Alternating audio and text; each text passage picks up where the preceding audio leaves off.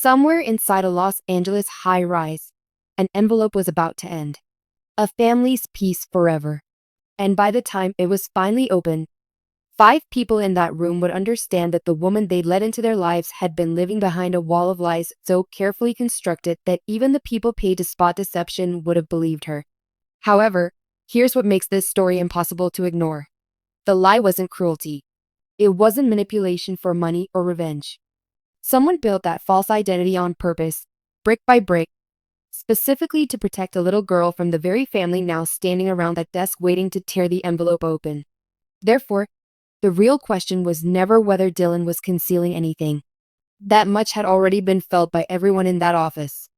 The real mystery was who buried the truth in the first place and what they were willing to sacrifice to keep it buried. For weeks, Will Spencer had defended a woman his entire family distrusted on instinct. Electra had watched her relationship with him quietly disintegrate every time Dylan walked into a room and changed the subject. Katie Logan kept catching herself staring at Dylan's face, chasing a memory she couldn't place and didn't understand why it hurt to try. And Bill Spencer, a man who rarely extends trust to anyone, had already decided Dylan was dangerous before he had a shred of proof. Only one person in that family was patient enough and quietly ruthless enough to go looking for the truth instead of just accusing someone of hiding it. That person was Wyatt Spencer. And what he found didn't just answer the question of who Dylan really was. It reopened a wound none of them knew existed. I'm Adam, and this is Buzz Delight, the channel for viewers who don't just want the headline of what happened on The Bold and the Beautiful, but the deeper reason it happened and what it's about to cost everyone standing in its blast radius. If you're the kind of soap fan who watches a scene twice because you caught someone's face doing something their words weren't saying, you already know you're in the right place. Hit subscribe, tap that bell, and drop a like before we go further because this story is about to fracture 2 families that thought they already knew their own history. And you don't want to miss the moment that envelope finally opens. Music. You have to know what Dylan had been doing at Forrester Creations for weeks before anyone confronted her to understand why this revelation hit so hard. She wasn't circling the company by accident. She had taken a job inside the exact building where the people connected to her secret worked every day, which meant she had chosen proximity to danger over the safety of staying invisible. That decision alone tells you something about her that the family wouldn't understand until much later. Dylan wasn't a con artist looking for an opening. She was someone who was carrying an unbearable question, and she had decided that the only way to get an answer was to get close enough to the people who might have it, even if that meant risking exposure every day. Music. Every time a coworker asked a seemingly innocent question about her background, she had to maintain her composure while her instincts begged her to flee. That kind of sustained psychological strain doesn't come from someone protecting a scheme. It comes from someone protecting a wound. We'll notice first in the way people who are falling for someone always notice first. He clocked the flicker of panic whenever her past came up. The practiced way she'd pivot a conversation before it went somewhere she couldn't control. He told himself it was shyness or trauma or simple privacy because the alternative that the woman he was falling for was concealing something enormous was too destabilizing to sit with. That's the psychological trap we'll walk directly into. When you want someone to be exactly who they present themselves as, you start editing your own perception to make the evidence fit the story you prefer. Electra didn't have that luxury because Electra wasn't in love with Dylan.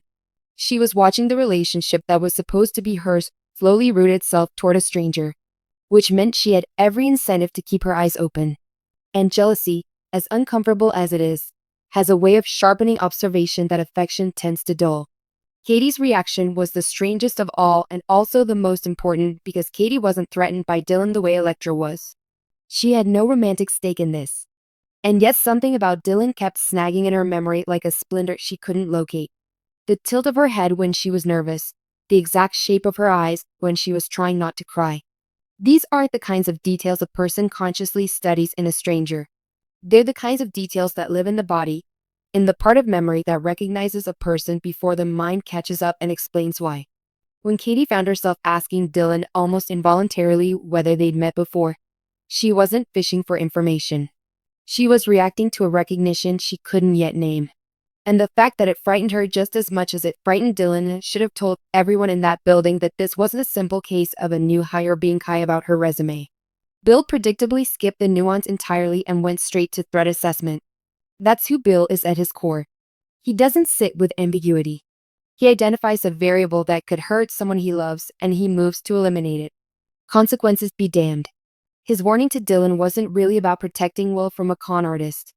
It was about Bill's own history of being blindsided by people who turned out to be exactly what they seemed not to be, and his refusal to let his son walk into that same kind of devastation unprotected. The irony, which the family wouldn't appreciate until much later, is that Bill's aggressive instinct to expose Dylan and Wyatt's quieter, more methodical instinct to investigate her were driven by the exact same fear. They just expressed it in opposite registers. Bill wanted a confrontation. Wyatt wanted evidence, and evidence, as it turned out, was far more dangerous than any confrontation could have been. There's also something worth noticing in the fact that it was Katie, not Bill, and not Will, who first sensed the shape of the truth without any evidence at all. Katie has spent years of her life learning painfully what it feels like when a secret sits close enough to touch, but stays just out of reach, and that history seems to have left her with a kind of radar the rest of her family simply doesn't have. She wasn't accusing Dylan of anything.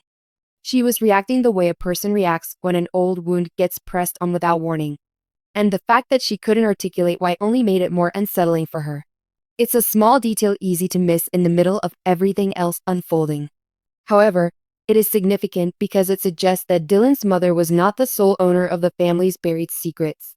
It belonged to Katie, too, whether she remembered burying it or not. The breaking point came on an ordinary morning at Forrester Creations. In the kind of quiet moment that precedes every real crisis in this world, the calm right before someone finally says the thing everyone has been avoiding. Electra had reached the point where she could no longer deny that Dylan's evasiveness bothered her. And when Dylan walked into the design office carrying a folder, Electra didn't wait for an opening. She asked her directly who she really was. It's worth sitting with how much courage or how much desperation that question actually required. Electra wasn't just asking Dylan to explain her background. She was asking her to either confirm that their entire dynamic had been built on a lie or to finally publicly put the suspicion to rest. Dylan chose neither. She chose to run, which in the language of psychology is rarely a confession of guilt so much as a confession of overwhelm. The nervous system deciding that flight is safer than the risk of an incomplete truth spilling out in front of the wrong audience. Will followed her, and what he said in that hallway reveals more about his character than almost anything else in this entire story. He didn't demand an explanation. He didn't threaten to walk away. He told her that if there was something she hadn't told him, he wanted to hear it from her because hearing it from her would hurt less than hearing it from someone else. That's not naivety. That's a man who has clearly been burned before by secrets surfacing at the worst possible moment, choosing to offer Dylan a version of grace that very few people in his family are capable of extending. And for one suspended moment, it almost worked. Dylan's guard came down. Tears filled her eyes. She told him in words that gave away everything and nothing at once that she never wanted him pulled into any of this. That single sentence should have been the end of the concealment. Instead, Katie walked in at the exact wrong moment, saw Dylan crying, and asked the question that would eventually blow the entire secret open days later. Have we met before? Dylan denied it instantly and fled the building, and Will's instinct was to chase her, which Electra physically stopped, telling him to let her go. That single gesture, Electra's hand on Will's arm, holding him back from the one person threatening to take him from her, is one of the most quietly devastating moments in this entire arc. Because Electra wasn't protecting Will from Dylan in that moment. She was protecting herself from watching him choose someone else in real time. Will pulled away from her anyway. He said Dylan was obviously scared, and Electra fired back that he still refused to ask what she was scared of, which is the exact accusation that would define Will's blind spot for the rest of this story. He kept